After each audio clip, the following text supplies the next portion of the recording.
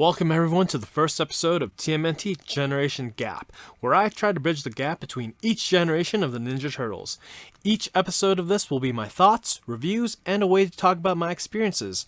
With the new Rise of the TMNT art reveal, I want to talk about some of the design points and my thoughts on them.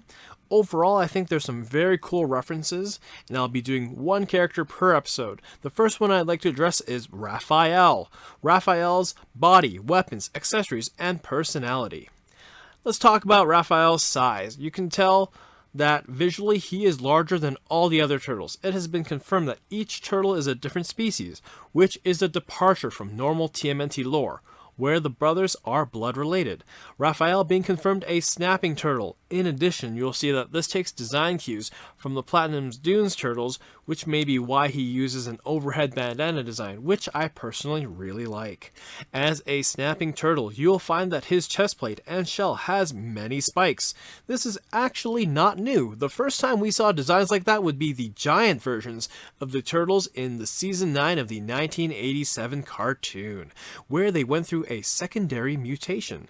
Raph has very similar spiky designs on his chest plate, and this carries through in other incarnations. In addition to that, for those that know the 2012 cartoon that just ended, we can see that in this cartoon Raph owns a snapping turtle named Spike. Spoiler alert, Spike the snapping turtle eventually turns into Slash and becomes part of the Mighty Mutanimals.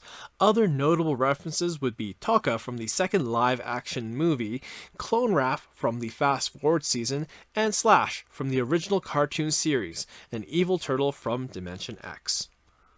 Next, in terms of weapons, the next thing you will notice is he is not using his signature Sais, instead opting to use wooden Tonfas. This is actually not the first time that Tonfas have been used by the TMNT. Michelangelo from the next Mutation series also used Tonfas due to the censorship around nunchucks in the 1990s. Tonfas seems to be a much more child-friendly weapon. Instead of forks, Next Mutation was also one season where the turtles were able to channel their chi through intense exercise rather than through meditation, which brings me to my next point. You will see that Raph's Tonfas are glowing red. This appears to be either some sort of magic or powers that he can use, and this is actually very true for all the other turtles except for maybe Donatello, which we'll go to in episode 2. In terms of magical weapons and tattoos, in season 5 of the 2003 cartoon, you can see that Raph has magical markings all over his body, and also possesses a legendary weapon, the Fangs of the Dragon Bon Rai.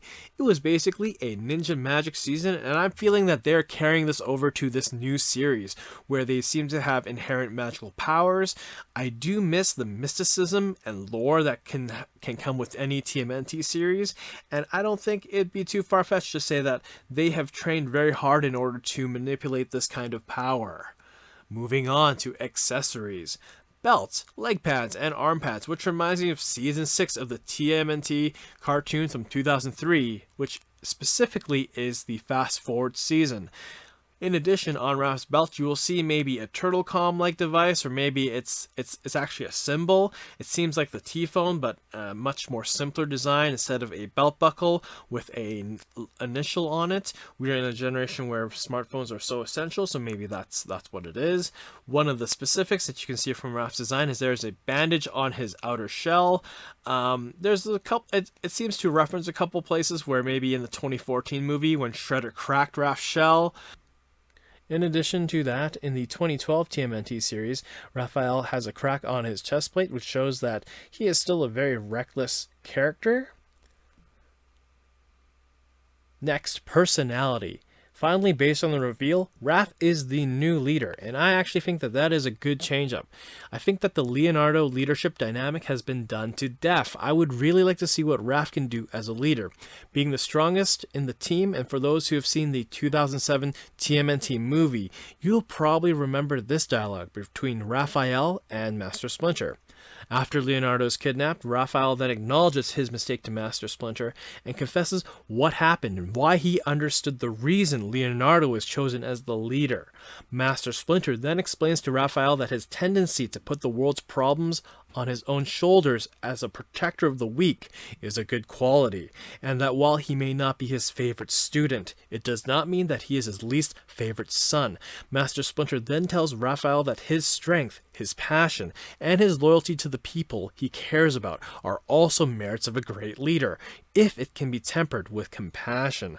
I am glad that they gave Raphael this opportunity to be in the spotlight, and I really hope to see Raphael succeed and struggle as a leader. If anybody else has been waiting like me since the 2007 TMNT movie to see this happen, please give me a thumbs up and a like and subscribe. I'll be doing more Rise of the TMNT content as we go. Next episode will be about Donatello.